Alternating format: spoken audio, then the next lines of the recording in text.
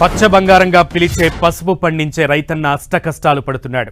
ఆరుగాలం శ్రమించి పండించే పసుపునకు గిట్టుబాటు ధరలు దక్కక వెలవెల్లాడుతున్నాడు. ఒకప్పుడు బంగారంతో పోటీపడిన పసుపు పంట ధరలు అమాంతం పడిపోవడంతో అన్నదాతలకు పెట్టుబడి ఖర్చులు కూడా రాని పరిస్థితి నెలకొంది. వందల సంఖ్యలో కూలీలను పెట్టుకుని పసుపు పంట తవ్వితే కనీసం కూలీల ఖర్చులు కూడా రావడం లేదంటూ రైతులు ఆవేదన వ్యక్తం చేస్తున్నారు. పసుపు పంట సాగుకు జగిత్యాల జిల్లా పెట్టింది పేరు. జూన్ జూలై నెలల్లో సాగు చేసిన పంటను ప్రస్తుతం తవ్వి ఉడకబెట్టి మార్కెట్కు తరలిస్తున్నారు అన్నదాతలు. అయితే మార్కెట్లో క్వింటాల్ పసుపునకు పలికే ధర చూసి రైతులు ఆందోళన చెందుతున్నారు. గతేడాది ఓపెన్ మార్కెట్లో క్వింటాలకు 17,000 నుంచి 18,000 రూపాయల ధర పలికింది. కానీ ప్రస్తుతం నిజామాబాద్, మెట్పల్లి మార్కెట్లలో కేవలం 8,000 నుంచి 10,000 వరకు ధర పలుకుతున్నాయి. అయితే పసుపు బోర్డు ఏర్పాటుతో అయినా ధరలు పెరుగుతాయని భావించిన రైతాంగానికి నిరాశ ఎదురైంది. పసుపు బోర్డు ఏర్పాటుతో ఈ ఏడాది అదనంగా 10,000 ఎకరాల్లో పసుపు సాగు చేశారు. కానీ మార్కెట్లో పసుపు ధర తగ్గడంతో కనీసం పెట్టుబడి ఖర్చులు కూడా రావడం లేదంటూ అన్నదాతలు ఆవేదన చెందుతున్నారు.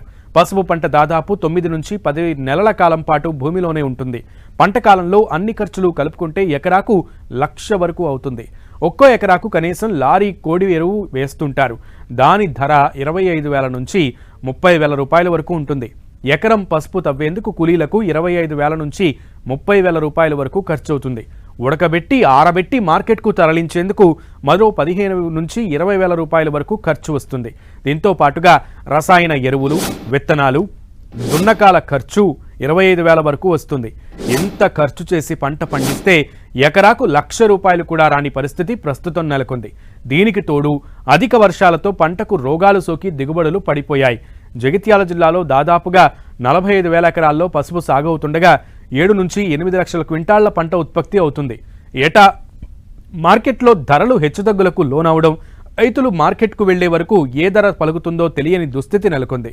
ఓవైపు పంటకు తెగుళ్లు, మరోవైపు పంటకు ధరలు పడిపోవడంతో నష్టపోతున్న రైతులను దళారులు దోచుకుంటున్నారు. ధర తక్కువగా ఉన్న సమయంలో రైతులు తమ పంటను ఇళ్లలో నిల్వ చేసుకునే పరిస్థితి లేదు. చేసేదేమీ లేక మార్కెట్లకు తరలిస్తే అక్కడ ధర తక్కువ ఉన్నది చూసి దళారులు మరింత రెచ్చిపోతున్నారు. ఒక్కసారిగా పసుపు మార్కెట్కు వస్తున్న క్రమంలో వ్యాపారులు పసుపు ధరలు మరింత తగ్గిస్తున్నారు. ఇతర దేశాలకు పసుపు ఎగుమతి లేదంటూ వ్యాపారులు దళారులను, రైతులను మోసం చేస్తున్నారు. దీంతో మరో దారి లేక రైతులు, దళారులు, వ్యాపారులు చెప్పిన ధరకే పంటను అమ్ముకోవాల్సిన పరిస్థితులు నెలకొంటున్నాయి. గత సంవత్సరం నుంచి పసుపు పండిస్తూనే ఉన్నాం. పండించిన పంటకు మద్దతు ధర లేక, గిట్టుబాటు ధర లేకపోతే మా పరిస్థితి ఎంత అంటే దయనీయంగా ఉంది. అంటే పోయిన గత సంవత్సరం 14 నుంచి 16,000 దాకా ఉండే, ఈ సంవత్సరానికి 6 నుంచి 8,000 అయిపోతుంది.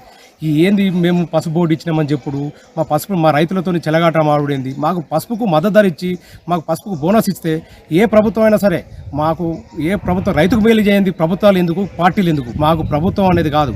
మాకు పంటకు మద్దతు ధర ఇచ్చి మాకు రైతులం అంటే అంటే పంట పండించడా లేకపోతే నష్టపోవడా అన్న స్థితికి అంత దిగజారిపోయినాం మేము రైతులం.